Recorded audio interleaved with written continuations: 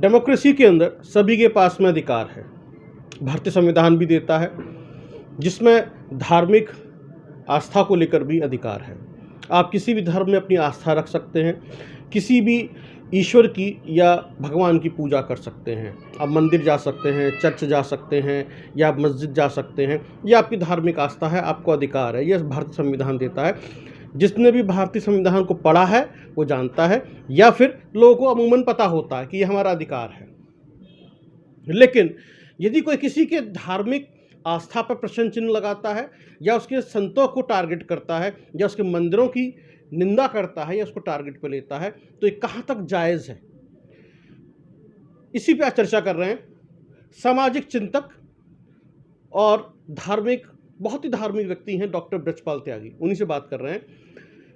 Doctor साहब, धीरेन्द्र शास्त्री की मैं बात कर रहा हूँ, आजकल वो निशाने पर हैं। उनकी जो सिद्धियां हैं उनको ढोंग कहा जा रहा है, आडंबर कहा जा रहा है। उनको जो है एक मीडिया ट्रायल भी उनका शुरू हो गया है। एक नागपुर की संस्था ने जब से प्रश्न चिन्ह लगाया कि साहब ये एक अंधविश्वास फैला रहे हैं, ये ढोंगी हैं। कुछ लोग कहते हैं कि ये सनातन धर्म पर हमला है। क्या आप भी इसको सनातन धर्म के ऊपर हमला मानते हैं? यस, मैं इसको सनातन धर्म पे हमला मांगता हूँ। जो भी ये नागपुर की संस्था है, पहले तो उसको ये एक्सप्लेन करना पड़ेगा कि जो फ्रीडम ऑफ स्पीच है उस पर कैसे वो ब्रेक लगा सकता है जी। वो कोई इतनी बड़ी संस्था नहीं होगी जो किसी को बोलने से रोके।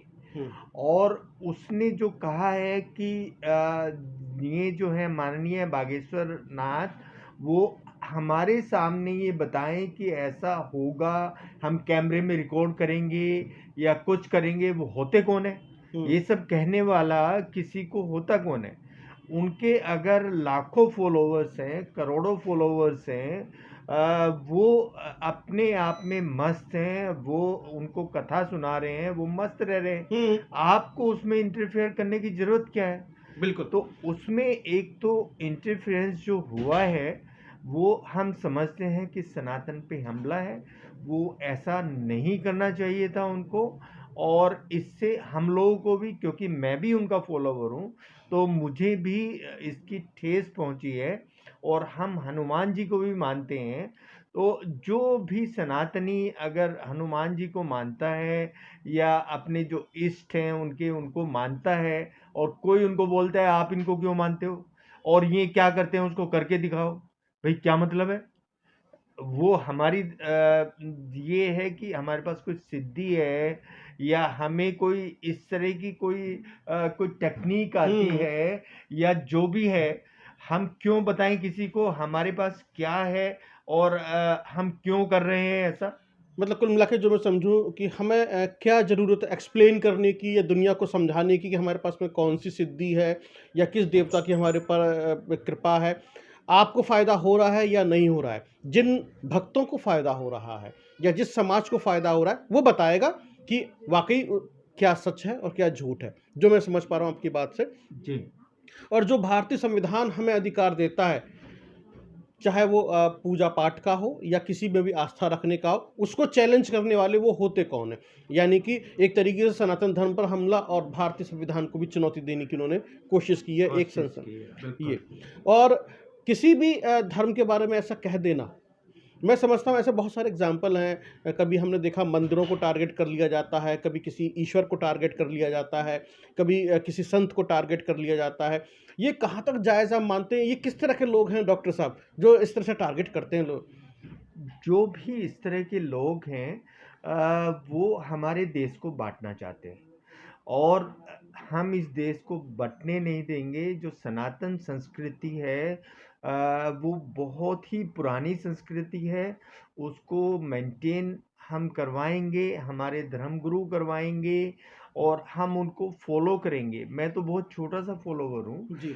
अगर उनके 5 लाख फॉलोवर हैं और 5 लाख फॉलोवर उनके कहने से स्मोकिंग छोड़ सकते हैं, उनके कहने से शराब छोड़ सकते हैं, उनके कहने से बुरी आदतें छोड़ सकते हैं, तो इसका मतलब क्या हुआ कि एक संत हमारे समाज को सुधार रहा है।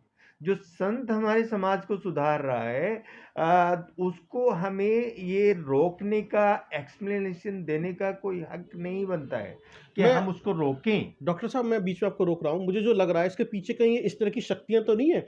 नशा छोड़ रहे हैं लोग, तम्बाकू तम्बाकू छोड़ रहे हैं लोग, या इस तरह की वो छोड़ रहे हैं, इनका जो व्यवसाय है वो लोग तो नहीं हो सकते इसके पीछे? हो सकते हैं, क्यों नहीं हो सकते हैं। हुँ। जो काम हम लोग डॉक्टर लोग नहीं करवा पाए, वो अगर हमारे संत उसको करवा रहे हैं।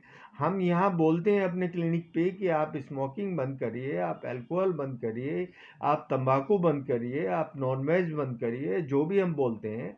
अगर उसको फॉलो नहीं करते हैं और वो एक आस्था को लेके अगर हमारे संत उसको करवा रहे हैं, उससे बढ़िया और क्या बात हो सकती है। ये तो ब वो लोग हो सकते हैं, वो लोग भी हो सकती हैं। बहुत बड़ी बात है। इसके पीछे वो शक्तियाँ भी हो सकती हैं जिनका कुछ न कुछ व्यवसाय या हित डिस्टर्ब हो रहा है, बिल्कुल, जिससे नुकसान हो रहा है। बिल्कुल। और अगर एक संत समाज सुधारक के रूप में समाज को सुधार रहा है, अच्छा बना रहा है या सभ्य बना रहा है, यदि उसको कोई टारगेट पे ले लेता है, तो शायद इसको यही कहा जाएगा कि ये सनातन धर्म पे हमला है, और एक संत पे हमला ये देश बर्दाश्त नहीं करता नहीं है, करेगा, नहीं करेगा। नहीं करेगा। इसके अलावा एक और जैसे हम समझें, मैं आपको ले चलता हूँ बालाजी सालासर महाराज, वहाँ पर भी कहा जाता कि जो भूत प्रेत व्याधाएँ होती हैं वो खेलती हैं, या फिर इस तरह की चीज़ें हो जाती हैं। और भी कुछ वीडियोज़ हमारे सामने आते हैं, एक मनु भैया का भी वीडियो हमारे सामने आता है, वो टच करते हैं तो वो ऐसा कुछ होने लगता है।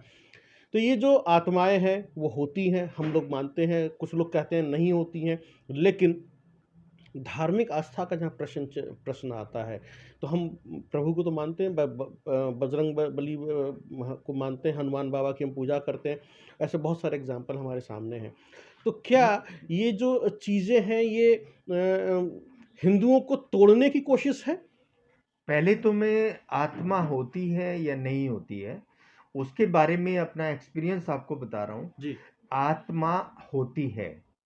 अब इसका एक उदाहरण आपको वारना व्रत में, जो अभी जिला बागपत में है, वहाँ होते थे कृष्ण दत्त जी महाराज, जो 50 साल रहे और वो 1942 से 1992 तक रहे। उनके ऊपर श्रृंगी ऋषि की आत्मा आती थी। वो यहीं गाजियाबाद जिले के एक गांव में पैदा हुए थे, एक जुलाई के घर में। अनपढ़ थे, बिल्कुल अनपढ़ गंवार की तरह थे। जब वो बिल्कुल फ्लैट लेट जाते थे अपनी कमर के उससे, तो तब उनके मुंह से गूढ़ संस्कृत निकलती थी। और बचपन से 50 साल तक ये होता रहा।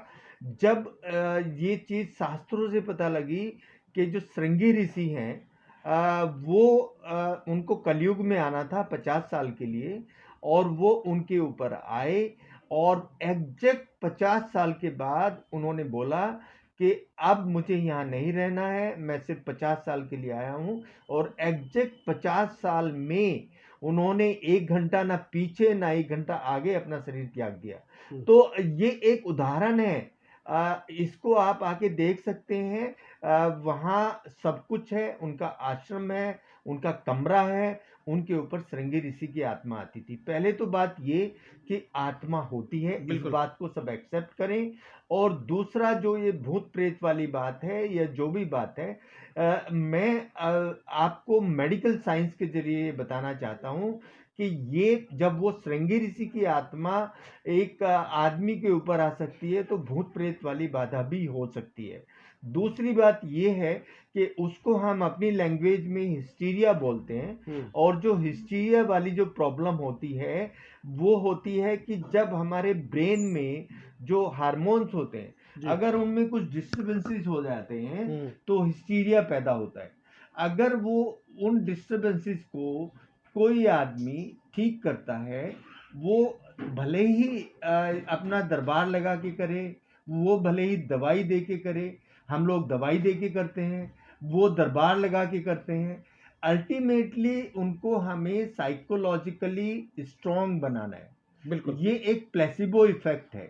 तो भूत प्रेत आत्माएं भी होती हैं, और उनको साइकोलॉजिकली हमें स्ट्रांग भी करना होता है।